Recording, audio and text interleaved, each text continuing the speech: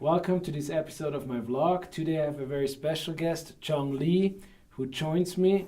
But instead me introducing him, Chong, please tell our viewers who you are and what you're doing for Microsoft. Sure. First of all, thanks for having me. My name is Chong Lee, and I've been with Microsoft for about 17 years. In the last 11 months, I'm enrolled to look after Azure Infrastructure, technical readiness.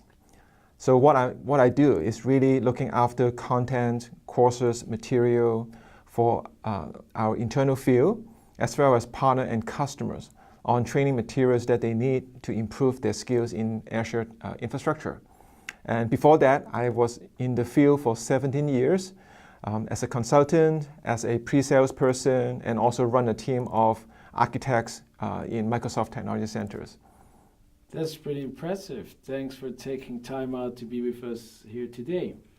Many of you who followed me along, you heard me talk about readiness a lot, specifically about the pain that our partners, for example, don't find the people or the skills they need to execute the projects that companies hire them to do it.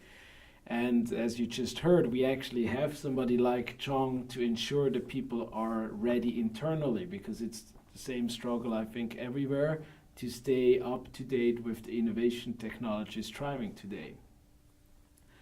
So when you think about it, like of what they need to learn or how they do to learn it, what are some best practices you found out for yourself in teaching the field or making sure that they are ready?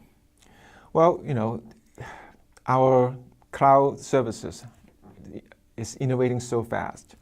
So almost every day, there's almost always something new that is being released. So it's definitely a challenge for our field to stay up to date. But I think, most importantly is, immerse in what you do and really do hands-on work with the different services so that you get the first-hand experience. If there's a change or if there's something new, right, then you actually notice that. At the same time, you have to think about, learning on a daily basis.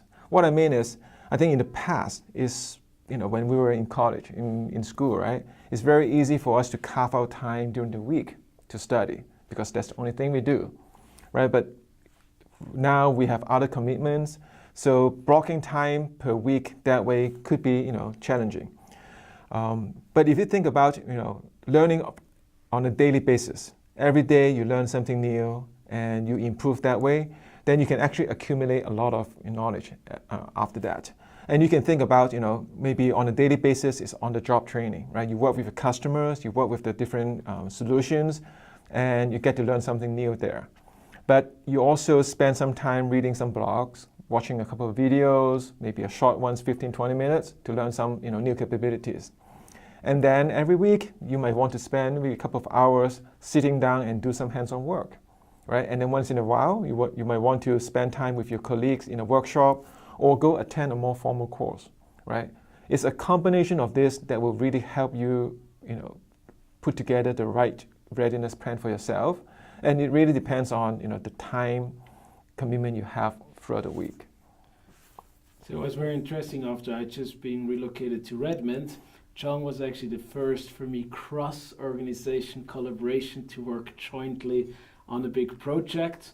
We have twice a year an event that is called Ready, where our field people fly to a location and then get basically premium in-person training readiness. And why don't you tell us a little bit about it, specifically now we just finished one, so right. We're relieved and relaxed. That's right. So yeah, give us some facts about the event itself, what we've done, and maybe even add to it what drives your passion or your energy to go through the stress and the obstacles that is before a big readiness event like this. Sure. Well, you and I have been involved in this project in the last 3.5 months, right? And it was last week, right? Yes. Wow, I know, it's like time flies, right? It's like, it feels like 6 months ago, right? But it was just last week. We have more than 14,000 people attendance, right, in our sessions. And it was really exciting. I think what drives me through this process and in delivering this event, right, is really about the learning that our field can get to improve their technical skills, but in turn, how they leverage this new knowledge to help customer innovate faster. Because at the end of the day, our field works with our customer on a daily basis, right? And a lot of these customers provide services that we consume as consumers. Think about, customers in hotels, in department stores, right? The next time if they innovate faster, each time we walk into this, hotel or department stores, we get to reap the benefits as well.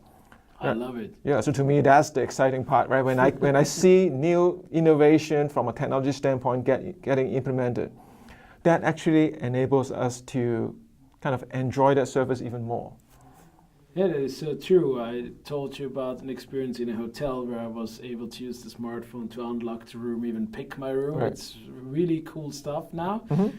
But it's still surprising how many companies are suffering driving that innovation for themselves, maybe don't even know where to get started. Is there any resources or any tips you could give out there for people that work for a company that is not yet that far into their digital transformation, or just for themselves to maybe find some training materials? Right. So again, based on my experience working with customers, right, the most straightforward way is actually think and experience the service that you provide as a customer, right? So you go through that process yourself and then imagine and envision what can be improved. So think about, I've worked with a airport customer.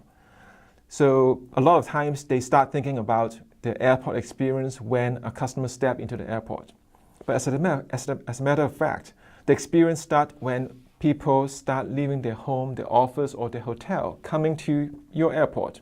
What additional services can you provide during that travel journey that could make the experience even better? For example, if it's lunchtime, right? Would you be able to offer them a discount if they come and visit one of the restaurants at the airport? This will help you generate more revenue that way as well, and as far as building customer loyalty. So there are a lot of different ways that you can think about and imagine how to improve it. And once you have created those scenarios, and what you will find is a lot of them could be enabled by technology, but some of those could be also due to process and people, right? But when you look at the overall customer experience that you can improve, then you can start driving innovation into the process. And for me, being able to work with customers on this and also seeing customer excel in the services that they provide so they can be more competitive in the market, to me that is super exciting. It is, really. Yeah. I'm a big fan too. I also always say it's like no more bad apps, no more bad experiences, because the technology really caught up so much that today is with so much less effort, you can actually deliver great experiences and great applications, either to internally as well as externally. Now, we will make sure to provide you with a few links where you can find some snackable bites to get ready about Azure and around things that Microsoft is doing, as well as the training platform that you can enjoy and consume. So that should help you also to drive some change and innovation wherever you are working, if you're self-employed or working for a big company. With that, I want to say thank you, Chong, for taking the time to be with us here today. And I already look forward to work with you for the next Ready. Thanks for having me. Thanks for watching. Bye.